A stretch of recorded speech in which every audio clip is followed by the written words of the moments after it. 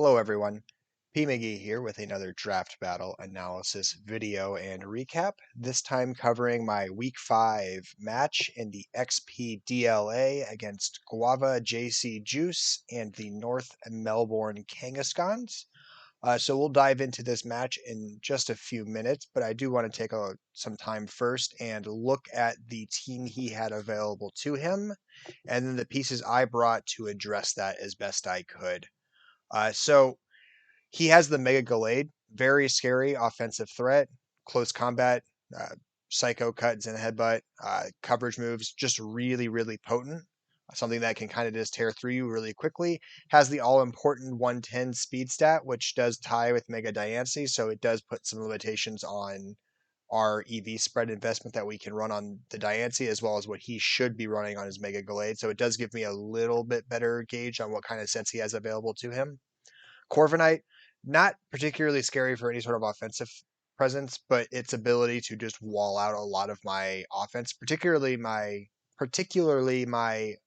Mega Diancie, as it has no reliable way to 2-hit KO it, because Mystical Fire, if it comes into a mirror body or mirror armor, Corviknight is just gonna get it out of 2-hit KO range, and it could easily roost itself to full health and just force me out or threaten to 1-hit KO with Ironhead. And so it just is a really reliable check to Mega Diancie in this match. Uh, Weavile, just strong offensive piece. Not super scary just because it struggles to break through Skarmory, but if Skarmory goes down, it has the speed stat and the typing to really be a problem just because it has Ice Shard for Dragapult, Dark and Ice coverage just to smack a lot of my team around. And then it has a couple of coverage move options that it can run for my Diancie, just to 1-hit KO it, and then it threatens to tear through me if I left unchecked. Really though, his biggest scary offensive piece is going to be the Nidoking, just because unlike everything else mentioned so far, it's the Mon that has incredible coverage and has an ability to go physical or special or mixed. And mixed set is particularly scary. Something like Thunderbolt or Flamethrower paired with Superpower just annihilates the Blissey uh, Skarmory core and can really tear me apart off of a couple of bad plays on my end or a couple of good predicts by him. So it's just something that needs to be very carefully addressed every time it hits the field, or it threatens to pick up a free KO if it comes in on a defensive piece. Blacephalon, not super scary, struggles mightily to break Blissey, but has the potential to run a mix set because it actually has a very serviceable attack stat. So something like a Flame Charge or Flare Blitz into a Blissey and then just Flamethrower for the Skarmory could really start to damage the team. Swampert, not scary for any sort of offensive potential, just its ability to be a good wall and pivot, get rocks up, things like that. Comfey felt like it was very obviously going to come because it was such a great answer to Dragapult. Doesn't matter how fast Dragapult gets, Comfey can just click Draining Kiss and outspeed it every time, get a lot of health back, and annihilate Dragapult. So something I very much expected to come as a very specific answer to him. Noivern, solid mod, very Swiss Army knife of a Pokemon. It doesn't hit super hard, but it has a lot of coverage moves, ability to pivot, defog, status, things like that. You just don't quite know what a Noivern is going to do, so that's always scary. Electivire, decent mixed attacker, not super scary, especially because I have Rotom Heat, but something to be wary of. Kangaskhan, its most potent set was going to be a Wish support set, just because it would give my opponent some extra life, and then with enough life, he can start to break through my pieces before I can get them all full and healthy. Grottle, it's a 1-point mon. Really, the biggest scary thing about it is that it has grass typing to threaten Mega Diancie, but overall, not too worried about it. So the team I brought to kind of deal with a lot of these things, Mega Dragapult, or not Mega Dragapult, just standard Dragapult, he cannot Mega Evolve. Infiltrator ability, just because I don't need Clear Body this week, and in case anything unexpectedly subs, I have an ability to deal with that. I go again with the Hex subset, Will-O-Wisp, just because that gives me a little bit better of control managing the Comfey, because then I can get behind a sub, threaten to do some damage to Comfey with Will-O-Wisp, or get it status with Will-O-Wisp and then start doing some damage with Hex. Just gives Dragapult a turn to do something, even if I know Comfey is going to hit the field, because that way I can dance around that a little bit. Speed invested to outspeed Weavile, because that's the fastest thing he has. and then arrest into special attack to try to hit as hard as possible once things are burned. Mega Diancie, again, as previously mentioned, it has that speed tie with Mega Gallade, which is going to force it to be max speed, timid nature. It's got Moonblast, Earth Power, Mystical Fire, just great coverage moves. Moonblast, Earth Power specifically hit a lot of things. Mystical Fire gives me an option to damage Corviknight so that if it is actually pretty weakened, I have the ability to maybe come in and get the KO with Mystical Fire. And then Hidden Power Grass, because even the bulkiest Swampert invested in Spadef still is going to lose a minimum of 60% health to Hidden Power Grass. So if I can confirm that it doesn't have the Rindo Berry and I can get it to 60% or lower, it's a very reliable way to get it off the field. Skarmory, like previously mentioned, my best answer to Mega Gallade and Weavile, so it's just full investment into that defense stat. Spikes to start chipping away at things because his team doesn't have a lot of things that are hovering. I believe it's just Noivern that has the flying type, nothing with Levitate. So spikes do generate good, solid chip if he's not able to defog those quickly. Roost Brightbird, common enough. Brightbird hits Mega Gallade for pretty massive damage. Won't one hit KO, but it can put a really, really big dent in it. And then Whirlwind, just because in case something subs and I'm not confident of my ability to deal with it, it's just a way to clear it off the field. Or if something like Comfey were to try to set up a Calm Mind sweep, because enough Calm Minds they can break through Blissey, this is just a way of getting it off the field. Blissey, standard set as well. Seismic Toss, Soft Boil, Stealth Rock, Toxic. Toxic to smack specifically Swampert, just because I don't have a lot of reliable ways to hit it hard. So if I can get it on a timer, that is a very ideal way to limit its ability to just be a frustrating wall to break through. And then, nothing else too wild about it. Seismic Toss to just do damage. Rotom Heat, pretty similar set to the one I ran in week one. Heavily invested in HP, almost full speed. I believe it needs to outspeed the Nidoking, so it's EV to outspeed the Nidoking. And then Pain Split to get some health back, Overheat to do some good damage, Discharge for fishing for those paralyses, and then Nasty Plot so that I can actually get off a really strong hit if I need to at some point. And then the sweeper I really want to make use of because he has a really good matchup here is for Alligator with the Life Orb Sheer Force combination. Dragon Dance because at +1 speed, with that speed investment, he outspeeds Noivern, which is the fastest thing on his field on the opponent's side. Liquidation and Ice Punch will one-hit KO almost everything. I believe the only exceptions being Corviknight and Comfey, depending on their investment. Maybe Swampert as well. And then Aqua Jet just as a reliable way to revenge kill, stop Blacephalon sweeps, or Nidoking from getting extra KOs. So just a good coverage thing in case I can't get that speed up right away. And so that's the team I brought. Those are kind of the things I was wanting them to address, where I saw my best potential to inflict damage and how I was trying to wall out some of my opponent's options. So when we get to the team preview, looking at his team, more or less no surprises on what shows up. Comfey was going to be there. Mega Glade was going to be there. I expected Swampert and Nidoking to be there. Noivern and Weavile, solid enough brings. They just do good damage, offer good mobility. Noivern kind of gets forced in there as a defog option because I've threatened enough with hazards this season that every opponent should be bringing good solutions to that. And Noivern is easily his best. Maybe Comfey, but Comfey does other things as well that he kind of wants for it. And so looking at his team, I can see turn one, things he might try to do are rocks with Swampert or just Noivern Scout, something like that. So I'm going to lead with my Blissey to get rocks up immediately, put some things a little bit threatened. He leads with Noivern with its Frisk ability, so that's good for me. No Infiltrator means it can't get Dragon Ball behind a sub. I get my rocks up, which is what I wanted to do on turn one. Sludge Wave comes in, and I go for a Seismic Toss. So Nidoking was always going to be a problem. Nidoking pretty much had free opportunity to come in on either Blissey or Skarmory. I always knew that, so it was always going to be a guessing game with Nidoking. Looking at his team, I don't need Blissey as drastically as I need Skarmory. I can't afford any slip-ups with Skarmory in front of Nidoking.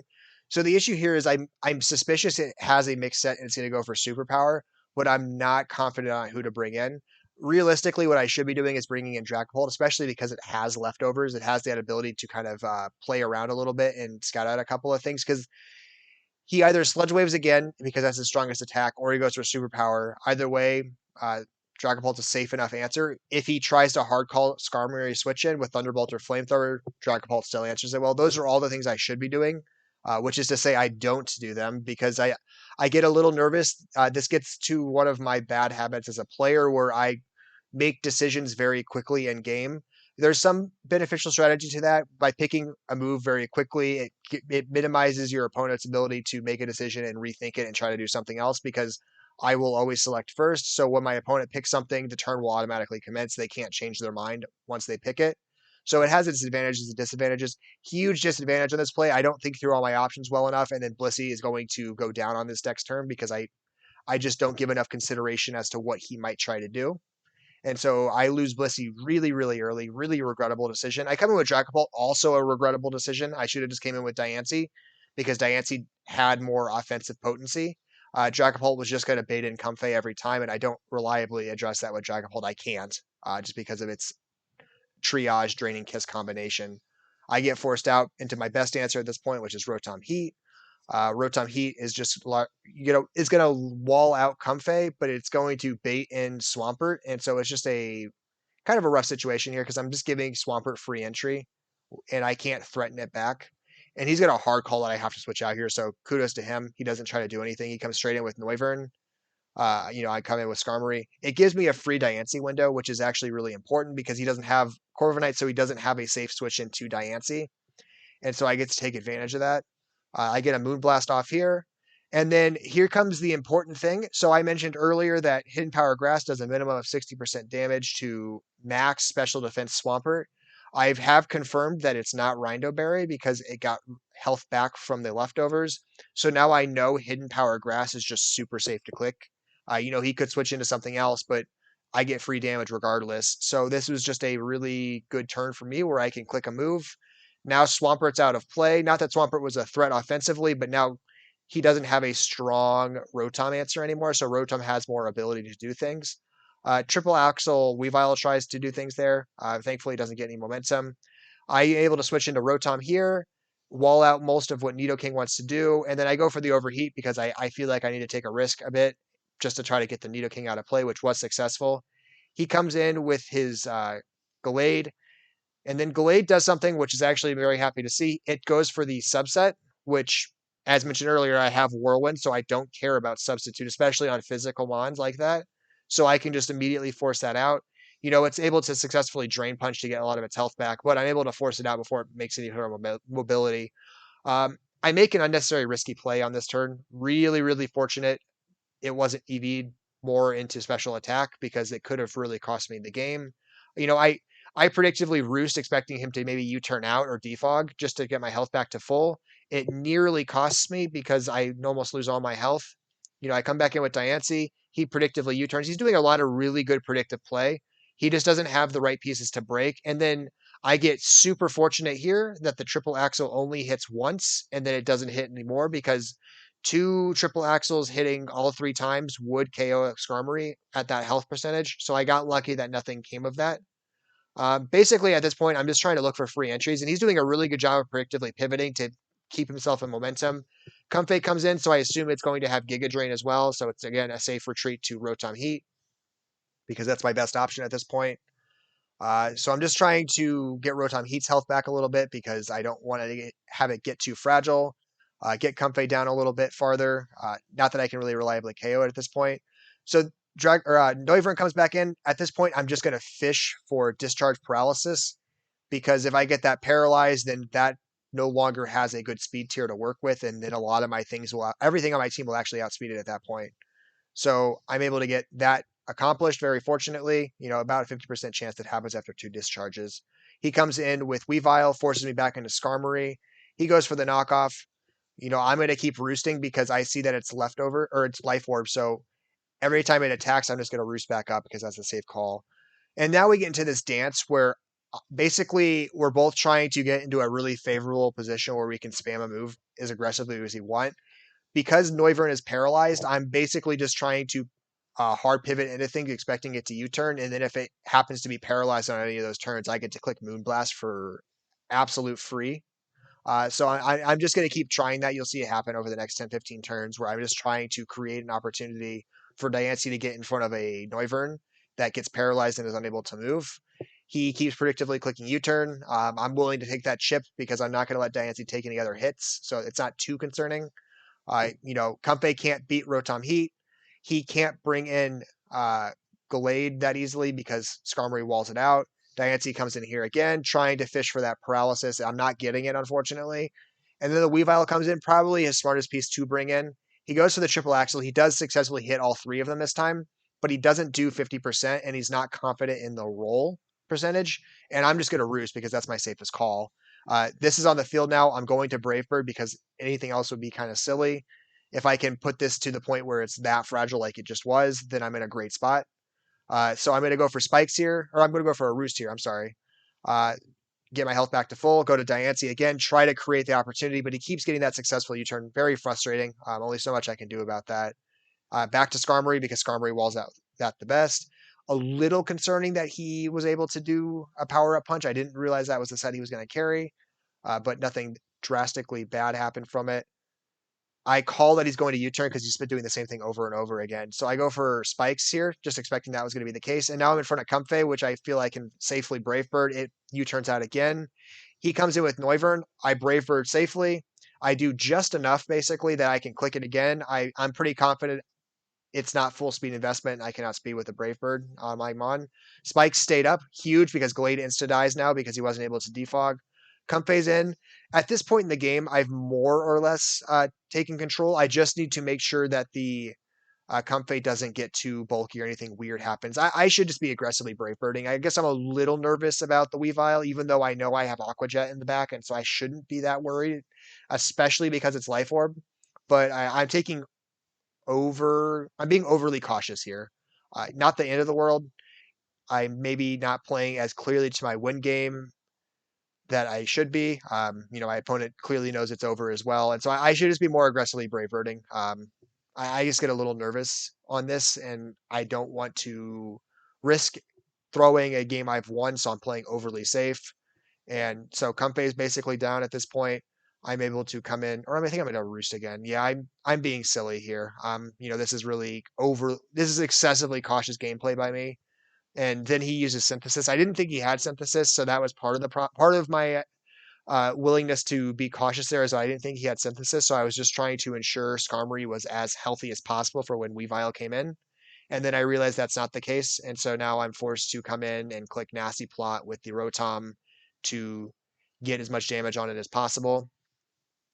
Uh, you know, all of this dancing around, the game is fully in my control. I'm just trying to make sure I execute my win condition as safely as possible. And I've gone into an overly cautious point, but I've not gotten anywhere near throwing this game. It's just me being excessively cautious. So I finally get Comfey out of play. Weavile comes in. Weavile doesn't have a way to really break Skarmory, so I'm just going to click Brave Bird here, and the game will end. Triple Axle misses again. Really unfortunate. He played a good game. He just had moves with miss rates, and he really had rough luck with the miss rates, specifically Triple Axle, because that ended up missing twice outright, and then it had one other time where it only had the first triple axle hit, and then it missed after that. So just really unfortunate with the triple axle. He might have been better off fishing for Icicle Crash flinches in the end, just because it had a more reliable hit rate and it's less shenanigans involved, plus the flinch chance. So overall, I got a little bit lucky with some of the rolls and some of the moves missing, but I played to my win conditions, which was just keeping my pieces bulky. I had a huge misplay in the first 10 turns with how I threw away my Blissey, but rebounded very effectively from there. Removed his Nidoking from play, and once Nidoking was out of play, it was just me bringing in the right defensive piece every time while slowly chipping him down until it got to the point where it was supposed to be Diancie that comes in and clicks buttons, or Feraligatr that clicks Dragon Dance and wins the game. It ends up being Skarmory that just kind of sits here and slowly kills things. So good on Skarmory. It's just a defensive piece. It had no attack investment at all, maybe 4, but nothing to give it any sort of presence there. So I was very surprised with Skarmory's ability to come in and get some KOs. Rotom finally shows up again after his really great performance in week 1, gets to get another KO added to him. Dragapult has now tripled its amount of turns in play, going from 1 in the first 4 weeks to 3 total turns in play after week 5. So good on him. No additional kills, just got a slight will-o-wisp burn. That was his only contribution in this game, but he did show up and get out of his Pokeball, so really good on you, Dragapult. Really proud of you, buddy. So that's it for this week. I'll be back with the next battle in this series for week 6. I believe I'm going to have some Speed Tour battles I'm going to talk about soon, so stay tuned for that.